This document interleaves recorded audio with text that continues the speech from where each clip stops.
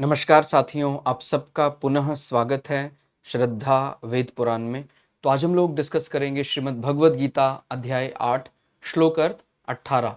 इससे पहले हम लोगों ने अध्याय 1 से 7 तक सभी श्लोक अर्थ सरल हिंदी भाषा में दोनों ही चैनल श्रद्धा एस्ट्रो ज्योतिष, श्रद्धा वेद पुराण में अपलोड कर दिए हैं।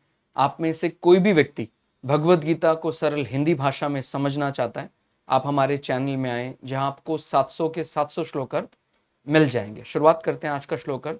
भगवान श्री कृष्ण अर्जुन को समझाते हुए कहते हैं कि किस प्रकार से ये संपूर्ण चराचर, माने जो जिसमें चलायमान चीजें भी हैं, स्थिर चीजें भी हैं, संपूर्ण वो ब्रह्मा के दिन के प्रवेश काल में अव्यक्त से, माने जिसको व्यक्त नहीं किया जा सकता है, जो केवल चेतना शक्ति है, उसको हम कोई स्वरूप नहीं मान रहे हैं, वो अव्यक्त से उत्पन्न हो रहा है। और इसी प्रकार से ब्रह्मा के रात्रि काल के प्रवेश काल में उस अव्यक्त नामक ब्रह्म के सूक्ष्म शरीर में ही लीन हो जाते हैं। तो भगवान यहां क्या समझाना चाह रहे हैं कि जो अखिल ब्रह्मांड है, ये चराचर जगत है, इसका जो मुख्य कारण है वो अव्यक्त, वो चेतना शक्ति ही है। और अगर हम उस चेतना के साथ संबंध बना लें तो फिर हमारा उद्गम और हमारा अंत, ये सब चीजें फिर नहीं आएंगी। यानी टाइम फ्रेम में जो मापने वाली चीजें हैं वो वही हैं जो संसार से संबंधित हैं। जैसे हमने लास्ट श्लोक अर्थ में भी समझा था कि भाई हम एक प्रकार से यदि समझना चाहते हैं ब्रह्म को, तो हम धीरे धीरे कोई ना कोई इसका माने क्या आधार पकड़े, कहां से जानने का प्रयास करें। तो समय का पालन करना शुरू करें। जैसे हमने क्षण, पल और ये सब चीजें, काल, इस सब की बहुत ही गूढ़ वर्णन हमने इससे पहले वाले श्लोक में किया था। और जब हम बहुत अच्छे से समझ जाते हैं समय के मापदंड को, तो हम समझ जाते हैं कि समय के साथ संबंध जब तक है तब तक तो हम उत्पत्ति विनाश इसको प्राप्त होते हैं। लेकिन जब हम समय से परे हो जाते हैं, इसको बोलते हैं ना भाई, जो भगवान है वो एक प्रकार से परे है काल से, उसको समय की सीमाओं में बांधा नहीं जा सकता, वो अव्यक्त है। तो अगर हम वास्तव में ही बार बार अपने जीवन में अस्थिरता नहीं लाना चाहते हैं, अगर आप गूढ़ता से विचार करें, बड़ा दुख होता है जीवन में अपने आप को पहले एक थोड़ा स्थिरता प्रदान करना, पता लगा कुछ वर्ष बीते उसके बाद फिर अपने को जाना पड़ेगा। चाहे मनुष्य जीवन हो, चाहे कोई देवलोक का निवासी हो, चाहे कोई ब्रह्मलोक की बात करें, सभी का एक ना एक दिन विनाश हो जाता है। वो ठीक है, टाइम फ्रेम किसी का कम है, किसी का ज्यादा है, लेकिन आने का जाने का ये दुख तो लगा ही रहता है। तो इस दुख को समाप्त करना है तो किसके साथ संबंध जोड़ा जाए? संसार के साथ, या जो उस संसार को बनाने वाला है, शुद्ध चेतना। तो थोड़ा और यदि सरल करके समझें, अव्यक्त से ही ये संसार उत्पन्न हो रहा है। तो अव्यक्त शब्द का प्रयोग अक्सर प्रकृति की सूक्ष्मता या ब्रह्म जो सबसे सूक्ष्म है को दर्शाने के लिए किया जाता है। इसका मतलब है कि यह वह चीज है जो दिखाई नहीं देती, उसको हम अपने मन से समझ नहीं सकते, वो हमारे मन बुद्धि दृश्य से परे है, या जिसे शब्दों में व्यक्त करना मुश्किल है कि हम क्या बोले, ब्रह्म क्या है जो जिससे वास्तव में ये सृष्टि हो रही है, करना मुश्किल है। ये जो नहीं दिखता है, उसी चेतना से ही संपूर्ण चराचर उत्पन्न और नष्ट होता है। तो हमारे लिए यानी प्राइम ऑब्जेक्टिव क्या है? जब हम समझने लग गए, अभी हमें शरीर मिला, ऐसा हमारा मान्यता है, लेकिन जब हम धीरे धीरे शरीर की बात कम करें, शरीरी की बात करेंगे, तो फिर हमारा संबंध समय से नहीं, हमारा संबंध फिर अव्यक्त से होने लग जाएगा। और जब अव्यक्त से एक संबंध हमारा हो जाएगा तो फिर एक प्रकार से हम अजर, अमर और जिसकी कोई सीमा नहीं है वो हो जाएंगे। ठीक है। तो जो व्यक्ति बार बार जन्म मृत्यु उत्पत्ति विनाश इस द्वंद्व से निकलना चाहता है, उसे संसार के साथ नहीं चेतना के साथ संबंध बनाना चाहिए, शरीर के साथ नहीं शरीरी के साथ संबंध बनाना चाहिए। ठीक हो गया। प्रत्येक वस्तु की उत्पत्ति और विनाश होता है। जो भी आप वस्तु, कोई भी आप संसार की वस्तु का विचार कर लें, चाहे वो कितनी आपके लिए पवित्र है अपवित्र है, वो उत्पत्ति होगी और उसका विनाश होगा ही। प्रत्येक वस्तु की उत्पत्ति और विनाश होता है।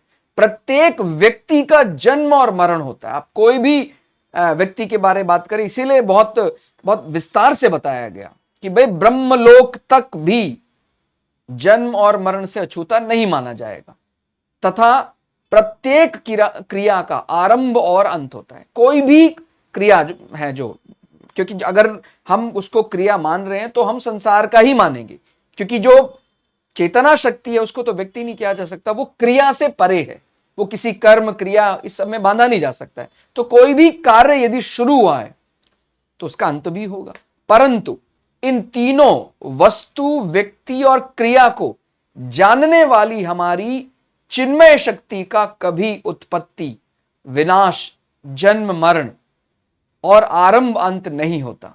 यह सत्ता नित्य निरंतर स्वतः ज्यों का त्यों रहती है। इस सत्ता का कभी अभाव नहीं होता। इस सत्ता में स्वतः स्वाभाविक स्थिति का अनुभव का नाम ही मुक्ति है। मतलब हम जब तक अपने आप को शरीर के साथ जोड़कर रखेंगे तो उत्पत्ति विनाश में पड़े रहेंगे, और यदि हम हमारा एग्जिस्टेंस शरीर नहीं शरीरी के साथ मानेंगे, माने वो चेतना शक्ति के साथ मानेंगे, तो फिर हम जन्म मृत्यु से परे हो जाएंगे। ठीक हो गया। तो आप चाहे किसी भी अर्थ में समझ लें, आप हमें पहुंचना उस शुद्ध चेतना तक ही है। चाहे हम ऐसा समझ लें कि हमें द्वंद्व समाप्त करना है, चाहे आप ऐसा समझ लें हमें समय अंतर कालावधि का ये जो द्वंद्व है इसको समाप्त करना। भाई आप समझें खुद भी, हम किसी के भी जीत या हार का फैसला, किसी के फर्स्ट का या किसी के वर्स्ट का फैसला भी सामान्यतः समय पर ही करते हैं कि भाई इसने इतने सेकंड में पूरा किया, इतने में पूरा किया, इसने नहीं किया, इसको समय पर मिला, इसको नहीं मिला, तो ये सौभाग्यशाली दुर्भाग्यशाली। तो ये संसार के द्वंद्व सब समय के कारण ही है।